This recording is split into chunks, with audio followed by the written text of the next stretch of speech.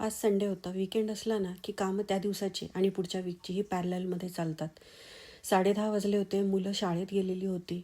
So मी माझी पुढच्या आठवड्याच्या कामाची तयारी चालू केली. सर्वात आधी इडली डोशाचं पीठ फर्मेंट व्हायला ठेवून दिलं, त्याला ग्राइंड करून. त्याच्यानंतर पनीर बनवायला घेतलं, कारण आठवड्याभर ते लागतंच. त्यानंतर पटकन ब्रेड बनवायला घेतले, हेही आठवड्यामध्ये लागतात. आणि कडधान्य भिजवून त्यांना म्हटलं मोड आणून उकडवून वगैरे ठेवता येतात.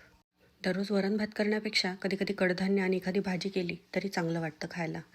एवढं करेस तोपर्यंत 11:30 झाले होते. स्वयंपाकाची तयारी चालू केली लंचची, कारण आल्यानंतर ह्यांना सर्वांना भुका लागणार होत्या. तोपर्यंत माझं इंडियन स्टोअरमधनं ऑर्डर केलेलं सामान आलं होतं, ते आणलं, त्याला सगळं व्यवस्थित लावून दिलं. इकडे ब्रेड साईड बाय साईड तयार होत होता. आणि मग त्याच्यानंतर मग मी घेतलं भांडे लावायला. डिशवॉशर एम्प्टी केलं आणि त्याच्यानंतर सकाळपासूनचे जे काही भांडे जमलेले होते ते सगळे त्याच्यामध्ये लावून दिले. सिंक क्लीन असलं ना की थोडंसं कामालाही बरं वाटतं का, मग जास्त गिजगिज वाटत नाही. झालं 12 वाजले आणि हे लवकर आले आज.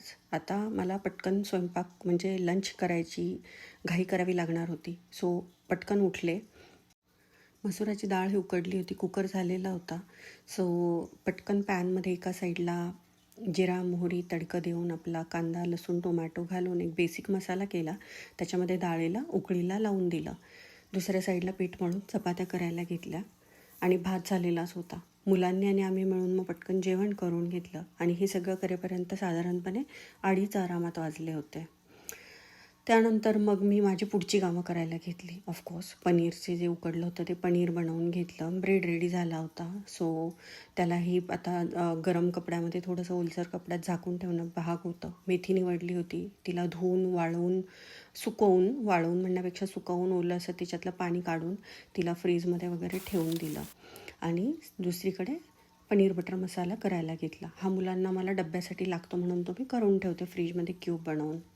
त्यानंतर जिंजर आल्याचा पेस्टही बनवली. प्रभाकरने कॉफी बनवली होती, ती घेतली. हे फर्मेंट झालेलं पीठ मस्तपैकी फ्रीजमध्ये आता भरून ठेवलं. ब्रेड कट करून भरून ठेवले आणि मला एक इव्हेंट होता, सो तो अटेंड करायला रेडी होऊन गेले. इव्हेंटसाठी पुढच्या व्हिडिओला बघायला विसरू नका. थँक्यू.